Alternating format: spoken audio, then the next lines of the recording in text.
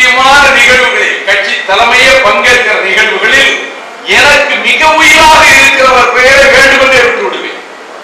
என் உயிர் நண்பர் குட்டி என்கின்ற சண்முக சிதம்பரம் அவர்தான் நான் பன்னிக்காடுகளில் மாவீரர் கழகம் பிரபாகரனை சந்திக்க செல்லுகின்ற பொழுது நான் கட்சி தலைமைக்கு எழுதிய கடிதத்தை அவர் எடுத்துக் கொண்டு போய் கொடுத்தவர். அவரை தவிர்த்து என் உதவியாளர் திவாரை தவிர்த்து என் ஈழப் பயணம் எவருக்கும் தெரியாது, என் இல்லத்துக்கும் தெரியாது, என் மனைவிக்கும் தெரியாது, யாருக்கும் தெரியாது.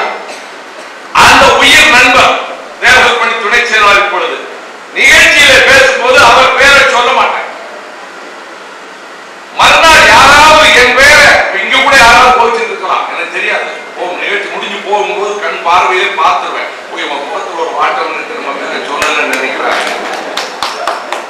கேட்பாங்க என்ன அப்படி நினைக்கிறீங்களா? குட்டி நம்ம நண்பர் குட்டி பேரை கூட மறந்து போச்சு, நான் சொல்ல விட்டுருச்சு, தப்பா நினைக்காதீங்க. இதெல்லாம் ஒரு குடும்ப பாசத்தோடு இயங்குகின்ற ஒரு இயக்கம். இங்க அரசியல் நான் இன்னைக்கு பேச மாட்டேன். ஏன் தெரியுமா? அதான் பண்பாடு. நம் வீட்டு கல்யாணம் எல்லா கட்சிக்காரங்களும் வந்திருக்கு. மேடையில் வந்தாங்க. ஆகவே அதுதான் அரசியல் பண்பாடு. நம் வீட்டுக்கு வந்தவர்களை நாம் மதிக்க வேண்டும். அதிலும் கொஞ்சம் மாறுபட்ட கருத்துடையவர்களுக்குத்தான் முதல் மரியாதை செலுத்த வேண்டும். இதுதான் தமிழனின் பண்பாடு. ஆகவேதான் இந்த தமிழை ஆராதனை செய்யக்கூடிய திருவாரூர் திருநகரில் இந்த மணவிழா நிகழ்ச்சியை நடத்துகின்ற பொழுது நம்முடைய சீனிவாசன் உணர்ச்சி வசப்பட்டு அவரே நல்ல பேச்சாளர், சிறந்த பேச்சாளர். என்னுடைய வில்வித்தைக்கு எப்படி துரோணர் காரணமாக இருந்தாரோ அதை போல எனக்கு குருநாதராக துரோணாச்சாரியார் என்று ஒரு ஆர்வத்திலே அவர் சொன்னார். துரோணாச்சாரியார் அளவுக்கு தனுர்வேதத்திலே கலை கண்டவர் அவர் என்று பாரத இதிகாசத்திலே எழுதி வைத்திருக்கிறார். ஆனால் துரோணர் தன்னுடைய சீடர்கள் என்று கருதியவர்களை, ராஜகுமாரர்களை, பஞ்சமாண்டவர்களை, கௌரவர்களை அவர்களுக்கு பயிற்றுவித்துக் கொண்டிருக்கின்ற வேளையில் ஏகலைவன் தானும் பயிற்சி பெற வேண்டும் என்று அவரிடத்திலே போய் அணுகினால் அவர் வேடர் குலத்திலே பிறந்தவன், ஆகையினால் அவர் பயிற்சி கொடுக்க முடியாது. எனவே துரோணரை போலவே ஒரு உருவத்தை படைத்துக் கொண்டு மனதிலே துரோணரை மானசீகமாக வணங்கியவாறு அவன் தனக்குத்தானே பயிற்சியை பெற்றான். ஏகலைவன் அவன் நிகழ்ந்த சூரனானான். அந்த ஆற்று அவன் தொடுத்த அம்பு அங்க காட்டிலே ஓடிக்கொண்டிருந்த அந்த விலங்கின் மீது பாய்ந்த பொழுது இந்த இத்தனை திறமையோடு ஒரு பாடத்தை தொடுக்கக்கூடியவன் எவனுமே இல்லை. அர்ஜுனனும் கூட இந்த கலையை கற்றுக்கொள்ளவில்லை. யார் இப்படிப்பட்ட மகாசூரன் என்று பார்க்கிற பொழுது அவன் ஏகலைவன். அந்த ஏகலைவன் தனக்குத்தானே பயிற்றுவித்துக் கொண்டு மானசீகமாக அவரை மனதிலே கருதி அவர் பயிற்றுவித்தவர்களை விட வல்லவனாக விளங்கினார் என்பதனால் ஏற்பட்ட பிரச்சனையில் இவன் அர்ஜுனனை விட சிறந்தவனாக திகழ்கிறானே என்று கருதி அவன் கட்டை விரலை காணிக்கையாக கேட்டதாக இது இதிகாசம். இதிகாசத்திலே இப்படி ஒரு செய்தி சொல்லப்படுகிறது. அப்படி கட்டை விரலையே கேட்டான் துரோணாச்சாரியார் என்று எழுதி வைத்திருக்கிறான். அது என்ன? அது அன்றைக்குள்ள ராஜதர்மத்தில், அன்றைக்குள்ள ராஜாங்க முறையில், அந்த இதிகாசத்துக்கு ஏற்ற முறையில் அந்த செய்தி ஒருவேளை இருக்கக்கூடும். ஆனால் அந்த விதத்தில் அப்படி அந்த விதத்தில் துரோணாச்சாரியார் இடத்திலே இருந்து யாராவது எனக்கு தெரியாம செய்துட்டாங்க, எனக்கு என்னுடைய பெயரை பயன்படுத்தி என்று கட்டை விரலை கேட்கிற இடத்துக்கு அப்படிப்பட்ட செயலுக்கு வைகோ ஒருபோதும் வரமாட்டார்.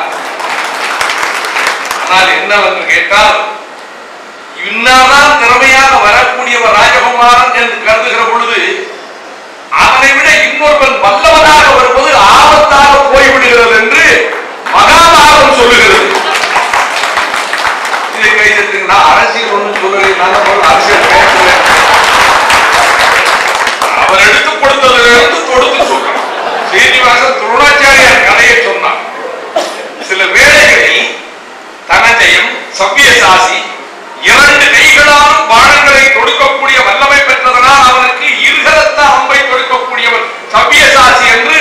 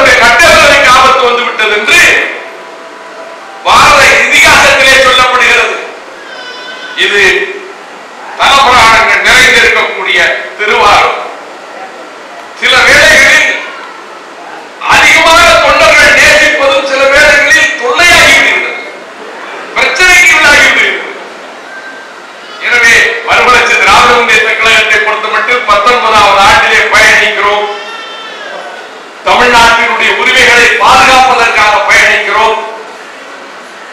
பெற்றோருக்கு உற்றவர்களாக பெருமை சேர்க்கின்றவர்களாக அவர்கள் இருக்கிறார்கள், அவர்கள் இருக்க வேண்டும் என்று நான் வாழ்த்தினேன். இன்னைக்கு ஒரு திருமண விழாவில் ஒருவருக்காக ஒருவர், கணவனும் மனைவியும் நீங்கள் ஏற்கனவே உறவு குடும்பங்கள் தான், நல்ல பொருத்தம், கணவனும் மனைவியும் தோற்ற பொருத்தமும் நல்ல பொலிவோடும் இருக்கக்கூடிய வாழ்க்கையே சங்கீதமாக உனக்கு இருக்கும் கதிரவன். அதை போல உயிரினங்களை இயக்கக்கூடிய கதிரவனுடைய ஒளிக்கதிர்கள் பாய்வதை போல உன் வாழ்விலும் ஒளி ஏற்படும். உன் கைத்தலை பற்றிய கணவன் உன் கண்ணை கலங்காமல் காப்பாற்றிக் கொள்ளுவான் என்ற வகையில் உங்களுடைய வாழ்க்கை ஒருவருக்காக ஒருவர் வாழுகிற இல்லற வாழ்வாக அது திகழட்டும். வரவு அறிந்து செலவு செய்து பொருளாதாரத்தை பெருக்கி செல்வத்தை சேர்த்து செழுங்கினை தாங்கி உற்றார் உறவினர் உதவி பிறருக்கு உதவி செய்யக்கூடிய மனிதநேயத்தை வளர்த்து நீங்கள் வாழ்வாங்கு வாழ வேண்டும் என்று நான் மனதார வாழ்த்துகிறேன். இந்த இல்லற நிகழ்ச்சியில், மணவிழா நிகழ்ச்சியில் பல செய்திகளை சொல்லலாம். இங்கே பேசுகிற பொழுது செம்புலப்பெயர் நீராரை கூட அம்பலவாணன் சொல்லிவிட்டு போனான். கோடை முடிந்து பொதிகை தென்றல் வீச தொடங்கி அங்கே பொதிகையிலே குற்றாலத்திலே சாரல் விழ ஆரம்பித்து மழைக்காலத்தினுடைய அறிகுறிகள் தொடங்க ஆரம்பித்து வெப்பம் குறைந்து காவிரி நதியிலே தண்ணீர் பெருக்கெடுத்து ஓடி களரிகளெல்லாம் செழித்து வயல்வெளிகளிலே எல்லாம் நெல் பயிர் முளைத்து கரும்பு தோட்டங்கள் மீண்டும் அரும்பு காட்டி செழித்து கிடக்க வேண்டிய செந்தமிழர் பூமியாம் தஞ்சை தரணி இன்று தண்ணீர் இல்லை, சாகுபடி இல்லை, காவிரி நதியிலே தண்ணீர் இல்லை, மேட்டூரிலே இருந்து தண்ணீர் பாயவில்லை, திருவாரூர் நாகை பகுதிகளை எட்டி பார்க்கவில்லை என்ற கவலை சூழ்ந்திருக்கக்கூடிய வேளையில் நான் எண்ணி பார்க்கிறேன். எவ்வளவு பெருமையோடும் புகழோடும் நாம் இருந்தோம் என்பதை பலமுறை சொல்லி இருக்கின்றேன். இந்த காவிரி நதியினுடைய உரிமை என்பது நமக்கு சட்டப்பூர்வமான உரிமை. இளங்கோவடிகள் காவிரியை பற்றி வர்ணிக்கின்ற பாடல்கள் தான் எத்தனை அழகு, எவ்வளவு சிறப்பு. அந்த காவிரி கும்பட்டினத்து கண்ணகி பெருந்தேவியினுடைய வாழ்க்கையை பற்றி சொல்லுகிற போது கூட கணவன் கோவலனோடு இந்த ஊரை விட்டு சென்று விடுவோம் என்ற ஒரு முடிவுக்கு வருகிறார். அந்த காப்பியத்தினுடைய அந்த கதை பொருளுக்குள் செல்ல நான் விரும்பவில்லை, நேரமில்லை. இனி மதுரைக்கு போய்விடுவது என்று முடிவெடுக்கிறார். ஊருக்கு தெரியாமல் போய்விட வேண்டும் என்று முடிவெடுக்கிறார். என்ன தெரியுமா? பெற்றோர் மனம் போடாமல் நடந்து கொள்ள வேண்டும். கோவலன் தாய் தந்தைக்கு தெரியாமல், கண்ணகி தாய் தந்தைக்கு தெரியாமல், அவர்கள் ரொம்ப செல்வந்தர்கள். மாநாயகன் என்பவன் அவன் கடல் வழியாக வணிகம் செய்யக்கூடியவன். அவன் மகள் தான் கண்ணகி. மாசாத்துவான் அலைகடல் கடந்து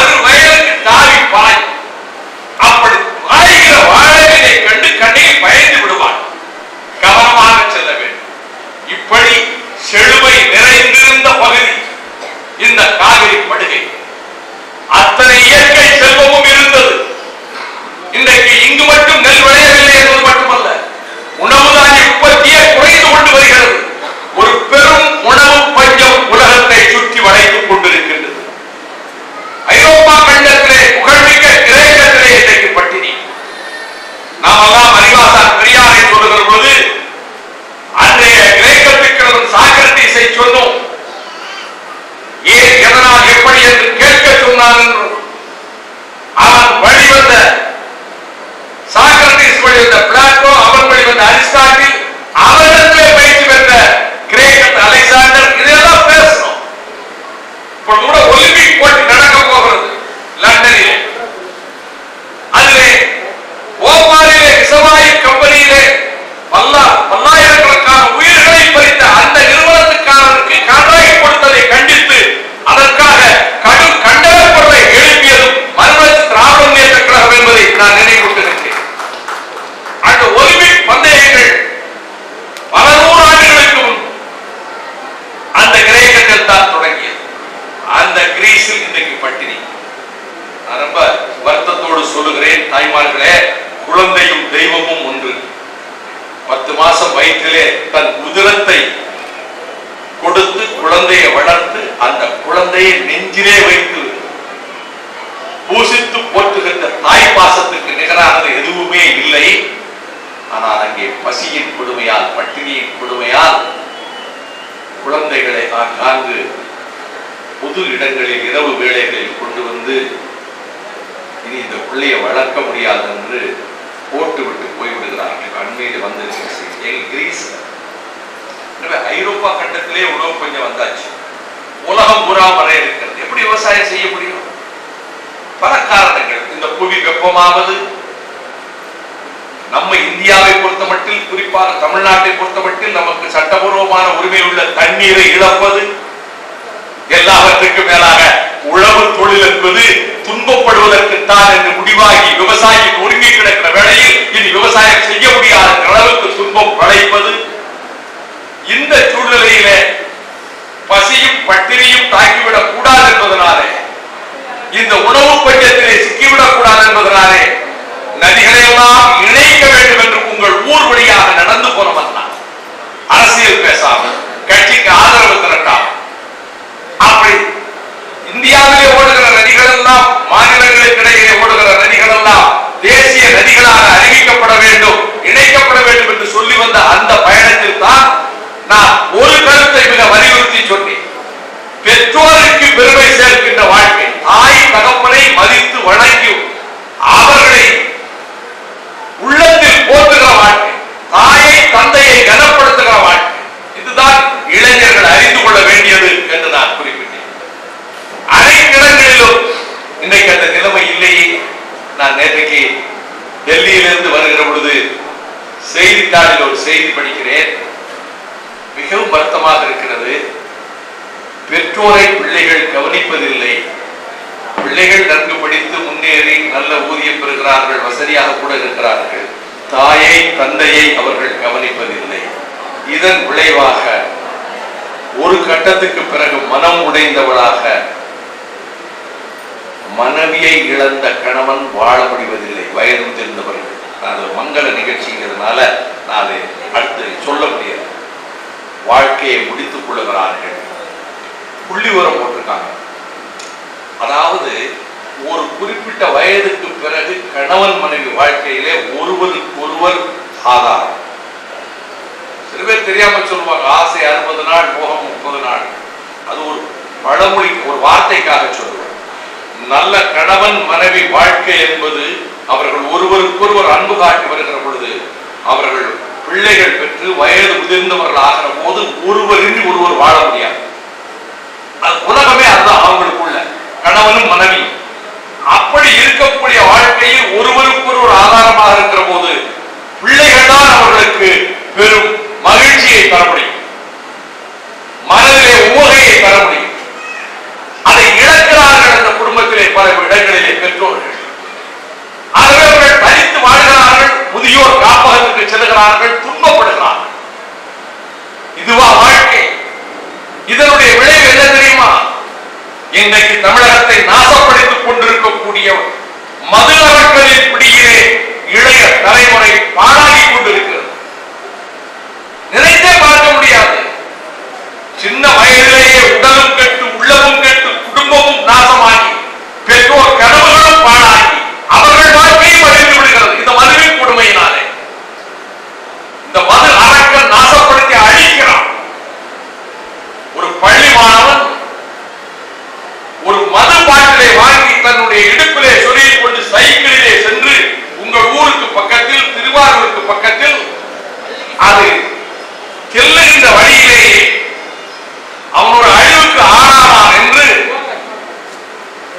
நான் பார்க்கிறேன். அதாவது எங்கேயாவது இலைமறை காய்மறையாக இந்த பழக்கத்துக்கு அடிமையானவர்கள் இருக்கத்தான் செய்திருக்கிறார்கள். நான் இல்லைன்னு சொல்லல. மதுவிலக்கு இருந்த காலத்தில் கூட வெளியிலே தெரியாமல் அங்கொன்றும் இங்கொன்றுமாக, அதுவும் இளைஞர்கள் எல்லாம் எங்காவது ஒரு நிகழ்ச்சிக்கு, ஒரு விடுதி விழா அல்லது ஊரில் திருவிழா, வெளியில் தெரியாமல் இந்த பழக்கம் இருந்தது. அது மற்றவர்களுக்கு தெரிந்துவிடக் கூடாது, அது ஒரு அவமானமாக போய்விடும் என்று இன்றைக்கு பட்ட பகலில் பகிரங்கமாக மதுக்கடைகளில், சாராய கடைகளில், டாஸ்மாக் கடைகளில் நமது 14-15 வயது பிள்ளைகள் போய் நிற்பதும், மதுக்குட்டிகளை வாங்குவதும் அவர்கள் வாழ்வே அழிந்து விடாதா? உடல்நலம் பாழாகி விடாதா? ஒழுக்கம் சிதைந்து விடாதா? அவர்கள் எதிர்காலம் நாசமாகி விடாதா? இதுதான் இன்றைக்கு தமிழகத்தை சூழ்ந்திருக்கக்கூடிய பெரும் கேடா. இந்த கேட்டிலிருந்து தமிழகம் விடுவிக்கப்பட வேண்டும். இந்த கேடு வந்துவிடக் கூடாது என்று அண்ணா கவலைப்பட்டார். சர்க்காருக்கு வருமானம் வேண்டும், மதுக்கடைகளை திறக்க வேண்டும் என்று சொன்னபோது குடும்பங்களிலே இருக்கக்கூடிய தாய்மார்களின் குதூகலம் தான் கட்சியினுடைய ஆட்சியின் குறிக்கோள் என்று அண்ணா சொன்னார். இன்று அந்த நிலைமை தலைகீழாக மாறிவிட்டது. இதிலே இருந்து தமிழகம் விடுவிக்கப்பட வேண்டும். இலவசத்தின் பிடியிலிருந்தும் மதுவின் பிடியிலிருந்தும் தமிழகம் விடுவிக்கப்பட வேண்டும். எனவேதான் பெற்றோருக்கு பெருமை சேர்க்கின்ற வாழ்க்கை என்று நான் சொன்னேன். பிள்ளைகளுடைய வாழ்க்கையை பார்த்து அவர்கள் பெருமிதம் அடைவார்கள். அது மட்டுமல்ல, ஒரு பாதுகாப்பு முறை இருக்கிறது வீட்டிலே. இந்த பேர குழந்தைகளுக்கு அவர்களை பெற்றோர் கோபித்துக் கொண்டால் ஆதரவளிப்பது பாட்டரும் பாட்டியும். அவர்கள் அதிர்ச்சிகளை தாங்கிக் கொள்ளக்கூடியவர், ஆறுதல் சொல்லக்கூடியவர். இந்த குடும்ப பந்தம் இருக்கிறதே, இந்த குடும்பத்துக்குள் இந்த நிலைமையினாலே அவர்களுக்கு ஆதரவளிக்க ஒரு இடம் இருக்கிறது. தந்தை இருக்கிறார், பாட்டன் இருக்கிறார், என் பாட்டி இருக்கிறார். அவர்களிடம் சொல்கிறார், இது ஒரு குடும்பத்துக்குள் இந்த உறவுகள் குடும்பத்தில் மகிழ்ச்சியை வளர்க்கின்றன. இன்றைக்கு இயந்திரமயமாகிவிட்டது. அதாவது ஊதியம் வரலாம், மகிழ்ச்சியான வாழ்க்கை, ஒருவருக்காக ஒருவர் வாழுகிற, உணவை சமைப்பதும், உணவை அருந்துவதும், பிள்ளைகளை பாராட்டுவதும், அன்பு காட்டுவதும், சுற்றத்தாரை வரவழைத்து அவர்களிடத்திலே தேசத்தை தெரிவிப்பதும், இப்படிப்பட்ட வாழ்க்கை முறையெல்லாம் காலம் காலமாக பாதுகாக்கப்பட்டு வந்த வாழ்க்கை முறையெல்லாம் சிதைந்து வருகிறது. எனவேதான் கவலையாக இதிலிருந்து விடுபட வேண்டும் என்று நாம் விரும்புகிறோம்.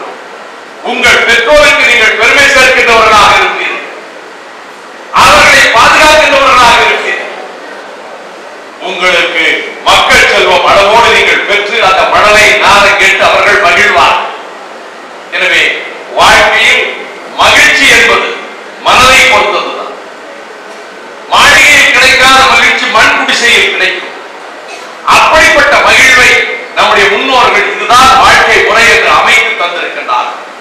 அந்த வகையில் கணவனும் மனைவியும் ஒருவருக்காக ஒருவர் வாழுகிற அந்த இனிய இல்லறத்தை ஏற்று வாழுங்கள். பெண்ணை விட்டு பிரிந்திருப்பது கஷ்டம்தான், பெற்றோருக்கு கஷ்டம்தான். நான் கூட சில நிகழ்ச்சிகளில் சொல்லுவதற்கு என்ன அழகாக சொல்லி இருக்கின்றார் தமிழ் புலவர். மலையிலே சந்தனம் விளைகிறது, அந்த மலைக்கு என்ன பயன்? பனவுரு நெருஞ்சாத்தம் படுப்பவர் கல்லறை மலையுடையதான் பிறப்பினும் மலைக்கு அவைதான் என் செய்யும் நிறையுங்கான் நின்மகள் நினக்கு ஆகு அணையனை. மலையிலே இருக்கிறது சந்தன மரம், அந்த மலைக்கு என்ன பயன்? அந்த சந்தன மரத்தினுடைய சந்தனத்தை பயன்படுத்தினால் கோயிலுக்கு செல்கின்ற பக்தருக்கு அவன் கையிலே பூசிக்கொண்டு உள்ளே போகிற பொழுது அந்த மனம் அவர் மனதுக்கு மகிழ்ச்சியை கொடுக்கும். கல்யாண வீட்டுக்கு வருகிற போது வாசலிலே சந்தனத்தை கொடுத்தால் கையிலே பூசிக்கொள்ளுகிற பொழுது மனதுக்கு மகிழ்ச்சியை கொடுக்கும். மனதிலே சந்தனத்தை பூசிக்கொண்டால் அது மனதுக்கு நல்ல எண்ணங்களை இந்த நாசி துவாரத்தின் வழியாக ஏற்படுத்தி கொடுக்கும். மலைக்கு என்ன பயன்? அதுபோல திருமணமாகி கணவனின் கைப்பிடித்து செல்கிற போதுதான் அது வாழ்க்கை அவளுக்கு பயன்படும். அதனாலே உன் மகள் அப்படித்தான், மலைக்கு எப்படி சந்தன மரமோ அப்படித்தான் உனக்கென்று நினைத்துக் கொள். என்ன அழகாக சொல்லி இருக்கின்றான் கவிஞன். இப்படிப்பட்ட எண்ணற்ற செய்திகள். இப்படி சந்தன மரம் அங்கே வளர்கிறது, மலைக்கு பயனில்லை. கடலிலே முத்து விளைகிறது, அந்த முத்துக்கள் கடலுக்குள் விளைகிறது, அந்த கடல் தண்ணீருக்கு என்ன பயன்?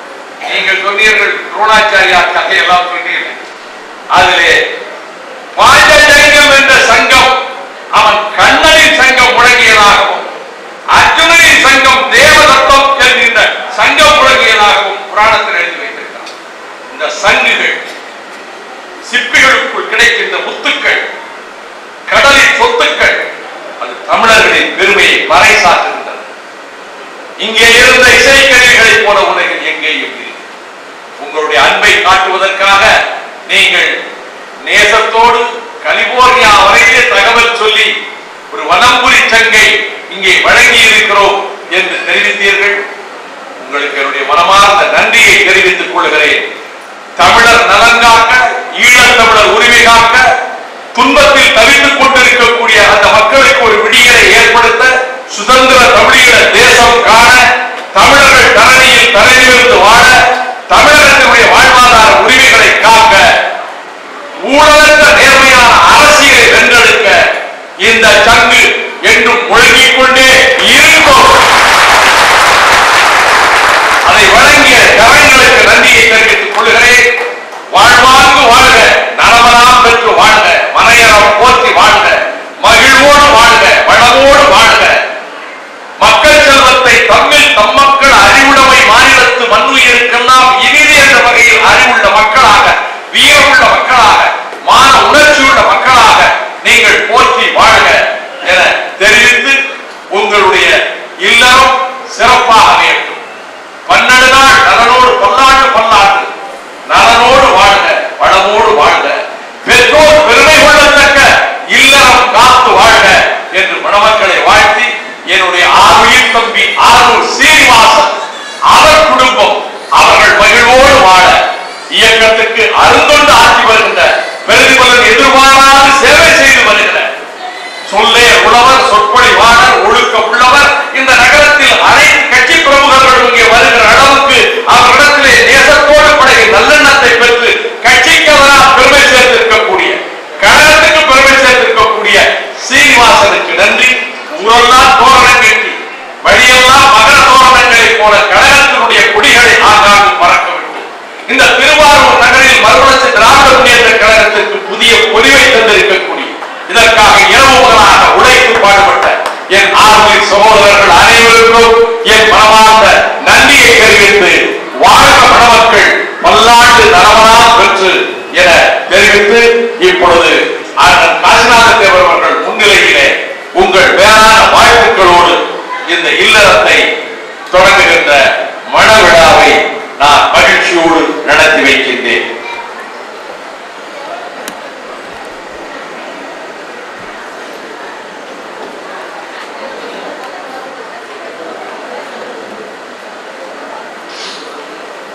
மணமகள் உறுதிமொழி இப்பொழுது திருவாரூர் மாவட்டம் கூடூர் கிராமம் சீனிவாசன் மீனாட்சி அவர்களது அருமை புதல்வன் சீனி கதிரவன் உறுதிமொழி ஏற்றுக்கொள்வார். பெரியவர்களே, தாய்மார்களே, நண்பர்களே, வணக்கம். திருவாரூர் மாவட்டம், திருவாரூர் வட்டம், கூடூர் கிராமம் திரு சீனிவாசன் மீனாட்சி ஆகியோரது மகனாகிய நான், கதிரவனாகிய நான், திருவாரூர் மாவட்டம் மன்னார்குடி நகரம் நினைவில் வாழும் திரு மகாதேவன் கமலா ஆகியோரது மகள் மா சங்கீதா ஆகிய தங்களை இன்று முதல் எனது வாழ்க்கை துணைவியாக ஏற்று வாழ்நாளில் ஏற்படும் இன்ப துன்பங்களில் சம பங்கு ஏற்கும் சம உரிமை படைத்த உற்ற நண்பர்களாக வாழ்வோம் என உறுதியளித்தேன். இதற்கு அடையாளமாக இந்த மலர் மாலையை அணிவித்தேன்.